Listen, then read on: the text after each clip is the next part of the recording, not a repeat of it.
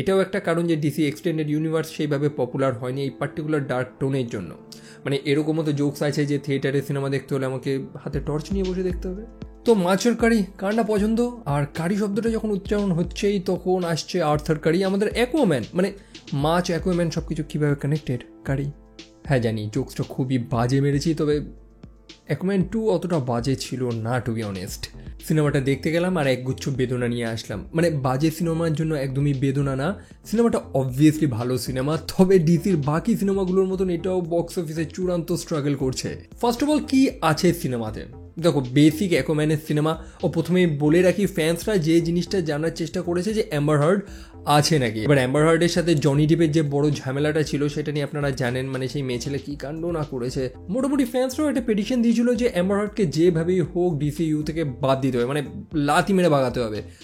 But ওরমভাবে তো হয় না, মানে একটা রানিং চরিত্র ঝট করে তো তাকে সরিয়ে দেওয়া যায় না। বাট ফ্যান্সদের মন রাখার জন্য তার স্ক্রিন টাইম অনেকটা কমিয়ে দেওয়া হয়েছে, অনেকটা বলতে অনেকটা, তার নায়েরই বরাবর। তবে এত কিছু করার পরেও কেউ দেখতেই আসছে না সিনেমা। যেমনটা বললাম বক্স অফিসে স্ট্রাগল করছে।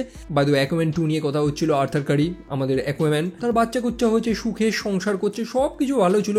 তবে সেই হারামজাদা অর্থাৎ ব্ল্যাক মানটা, সে মাল তো বেঁচেই রয়েছে, আবার সে উৎপাত শুরু করেছে।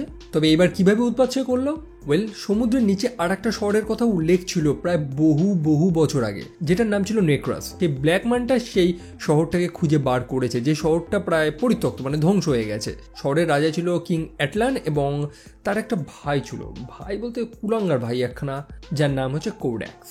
এবং সেই কোড্যাক্স ব্ল্যাক ম্যাজিক ইউজ করে একটা ট্রাইডেন্ট বানিয়েছিল, একটা ত্রিশূলের মতন। তবে সেটা ব্ল্যাক ট্রাইডেন্ট ছিল। মানে আমাদের অ্যাকুয়াম্যানের কাছেও একটা ট্রাইডেন্ট আছে, আমরা দেখেছি, তবে ওইটা না, ওইটারই একটা ডুপ্লিকেট ভার্সন, ব্ল্যাক ভার্সন, মানে যেহেতু কালো জাদু দিয়ে তৈরি হয়েছিল। তো হয়েছে কি, সেই ব্ল্যাক মানটা কোনোভাবে সেই ব্ল্যাক ট্রাইডেন্টটাকে পেয়ে গেছে। এবং সেই শয়তানদের যে মেন পান্ডা, মানে সেই মেন হারামজাদা অর্থাৎ কোড্যাক্স, যাকে সেই স্থানে আটকে রাখা হয়েছিল কয়েক যুগ আগে। তবে কিছু চুক্তি ছিল, মানে তাকে ছাড়ানোর জন্য তারই প্রজন্মের কারোর রক্ত প্রয়োজন ছিল। এবং আনফর্চুনেটলি আমাদের অ্যাকুয়াম্যান এবং সবাই তার পরিবারেরই লোক অ্যাকচুয়ালি। মানে যেমনটা জানেন যে সেখানকার রাজা ছিল রাজা আটলান, তারই তো ভাই এই কুকীর্তিটা করেছে, এবং সেই রাজ পরিবারের রক্ত আমাদের আর্থারের শরীরেও বইছে।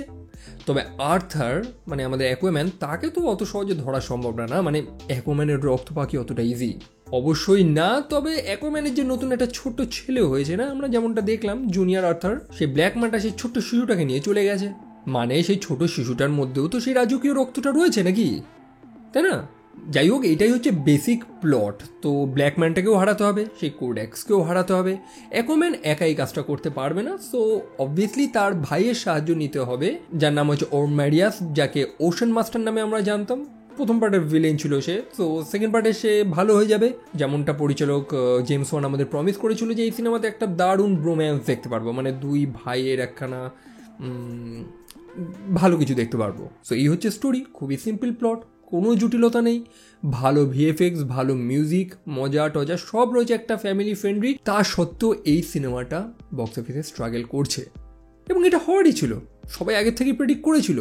এখন এমসিউর একটা গুমার্কা সিনেমা বেরোলেও সেটাকে লোক দেখতে যাবে, কারণ তার একটা ফ্যান বেস রয়েছে, একটা পপুলারিটি রয়েছে। ডিসির এক্সটেন্ডেড ইউনিভার্স সেই ফ্যান বেসটা বানাতে ব্যর্থ হয়েছে, আর সেটা নিয়ে কিছু কথা বলতে চাই এবং মনের দুঃখটা আপনাদের সাথে শেয়ার করতে চাই। দেখুন, এতদিনে তো প্রায় 15-16টা সিনেমা রিলিজ করে গেল, তার মধ্যে কয়েকটা হিট আছে, কয়েকটা ভালো বক্স অফিসে রেকর্ডও করেছে, আর ম্যাক্সিমাম ফ্লপই খেয়েছে। এখন আপনাদের প্রত্যেকের নিজস্ব কিছু লজিক থাকে যে ডিসি সিনেমাগুলো কেন ফ্লপ হলো। আমার কয়েকটা পয়েন্ট মাথায় এসেছে, সেটা নিয়ে আলোচনা করছি। প্রথম হচ্ছে কোনো ফিউচার প্ল্যান নেই, মানে তারা জাস্ট সিনেমা বার করে যাচ্ছে, এরপরে কি হবে, লোকে কি দেখার জন্য অপেক্ষা করবে, লোকের মধ্যে কোনো এক্সাইটমেন্ট তারা ক্রিয়েট করতে পারেনি। তারপর আছে রাশড প্রোডাকশন, তারা হুটহাট করে সিনেমা বানিয়েছে যেটার কোনো প্রয়োজন ছিল না। হুট করে জাস্টিস লিগ বানানোর কোনো প্রয়োজন নেই। আমরা যেমন অ্যাভেঞ্জার্স সিনেমার আগেই অনেকগুলো সিনেমা পেয়েছি, মার্ভেল কিন্তু তার আগেই অনেকগুলো ক্যারেক্টারকে তৈরি করে নিয়েছে, তারপরে তারা অ্যাভেঞ্জার্সে শিফট করেছে। সেখানে ডিসির ক্ষেত্রে তারা সরাসরি একদম কনক্লুশনে আসতে চেয়েছে, যেটা হয়নি। অর্ধেক মানুষ বুঝতে পারছে না যেটা কি হচ্ছে, কেন হচ্ছে। আর একটা জিনিসও হচ্ছে, সেটা হচ্ছে মিসইউজ ক্যারেক্টার, এবং আর একটা হচ্ছে ক্যারেক্টার বিল্ডিং ঠিকঠাক না। মানে প্রত্যেকটা ডাইরেক্টর নিজস্ব ভিশন নিয়ে সিনেমা বানিয়েছে, এক একটা ক্যারেক্টারকে এক এক রকমভাবে মিসইউজ করা হয়েছে। কম চরিত্র রয়েছে, হয়নি। সবথেকে বড় উদাহরণ তো হচ্ছে ব্যাটম্যান ভার্সেস সুপারম্যান, যেটা নিয়ে এখনো কন্ট্রোভার্সি চলে, যেখানে সেই সিনেমাতে এই কমিক্স জগতের বা এই সুপারহিরো জগতের দুটো টপ ক্লাসের সুপারহিরো রয়েছে, মানে সুপারম্যান, ব্যাটম্যান। হ্যাঁ, আর একটা জিনিস আছে, সেটা হচ্ছে ডার্ক টোন অনেকের পছন্দ হয় না, আমার পছন্দ হয় এটা। মানে যেমন অন্যদিকে মার্ভেল একটা লাইট টোন নিয়ে চলে, একটা হালকা টোন, তবে ডিসির ক্যারেক্টারগুলো একটু ডার্ক টোনের হয়, তার একটু ম্যাচিওর হয়, আমার ব্যক্তিগতভাবে পছন্দ হয়। এটাও একটা কারণ যে ডিসি এক্সটেন্ডেড ইউনিভার্স সেইভাবে পপুলার হয়নি এই পার্টিকুলার ডার্ক টোনের জন্য। মানে এরকমও তো জোকস আছে যে থিয়েটারে সিনেমা দেখতে হলে আমাকে হাতে টর্চ নিয়ে বসে দেখতে হবে। এবং আর একটা কারণ তো আমাদের অ্যাডমিট করতেই হবে, সেটা হচ্ছে স্টুডিওর ইন্টারফিয়ারেন্স। মানে পরিচালকের একটা ভিশন থাকে যে আমি এই টাইপের সিনেমা বানাবো, আচমকা ওয়ার্নার ব্রোস এসে বলছে না তুমি এইভাবে বানাবে, একে ছাঁটাই করে দিচ্ছে, একে নিচ্ছে। মানে স্টুডিও চাইছে এইভাবে বানাতে, পরিচালকের একটা আলাদা চিন্তা থাকে, দুজনের ক্ল্যাশ হয়ে গেছে, ফলাফল একটা গু বেরিয়েছে। এখন তো অনেকে আমাকে কমেন্ট সেকশনে এরকম বলে যে ভাই মার্ভেল যদি ডিসিকে কিনে নেয় তাহলে তো ভালোই হবে। যদি কিনে নিত, আই মিন ফক্সকে তো কিনে নিল না, সো ডিসি আসলে কি সমস্যা? আই মিন এরকম একটা অ্যাটেম্প নিয়েছিল মার্ভেল একটা সময় 80s টাইমে, তবে অবশ্যই অ্যাটেম্পটা ফেল হয়ে যায়। ওয়ার্নার ব্রোস একেবারে তরজড় করে এসেছে, বলে না আমার মাল আমি কাউকে বেচবো না। এবং আমি চাইও না দুটো স্টুডিও মার্জ হোক, আমি চাই যে প্রত্যেকের নিজস্বতা কিছু বজায় থাকুক। কিছু মানুষের ভুল, যেমন স্টুডিওর ভুল থাকে।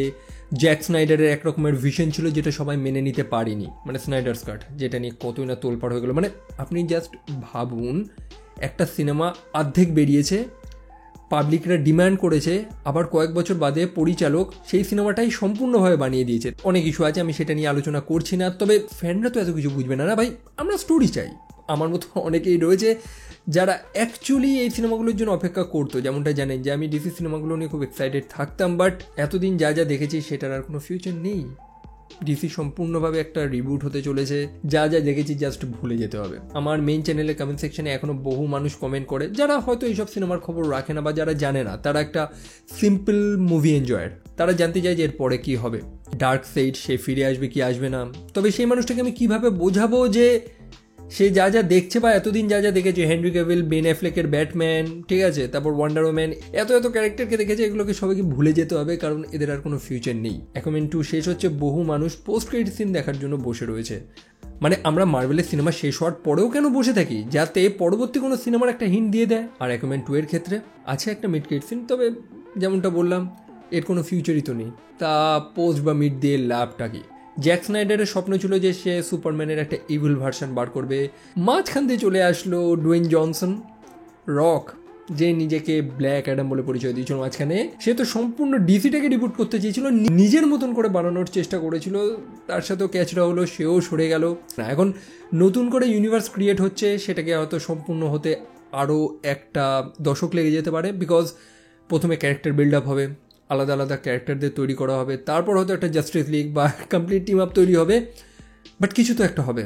আর যদি না হলেও আমার কোনো সমস্যা নেই ভাই, আপনি স্ট্যান্ডঅ্যালোন সিনেমা বানান, আমার কোনো সমস্যা নেই, কিন্তু ভাই পাবলিকদের ভুলভাল আশা দিন না। মানে ফ্যান্সরা কিছু বিভিন্ন এক্সপেকটেশন রাখে, আর সেগুলোকে উল্টোপাল্টা করলে প্রভাবটা তো ব্যবসাতেই পড়বে। যেমনটা দেখছেন যে ভালো সিনেমাও ঠিক মতন হিট করতে পারছে না। যাই হোক, একগুচ্ছ মনের দুঃখ নিয়ে আর কি বলবো আপনাদের। আপনি যদি ডিসির এতদিনের সিনেমাগুলো এনজয় করে থাকেন, সেগুলোর অপেক্ষায় যদি থাকেন, তো অপেক্ষা ছেড়ে দিন, there is no future. And by the way, আপনাদের কি মনে হয় সেটা ডেফিনেটলি কমেন্ট সেকশনে জানাবেন। আপনাদের কি মনে হয় যে কী করলে হয়তো বেটার হতে পারতো, কী করলে পাবলিক পছন্দ করতো? সো আমি এগারলি সেগুলো জানতে চাই, লিখবেন অবশ্যই। সো আমি অর্ণব বিদায় নিচ্ছি এই ভিডিও থেকে, দেখা হচ্ছে পরের আর একটা ভিডিওতে। Bye bye and take care.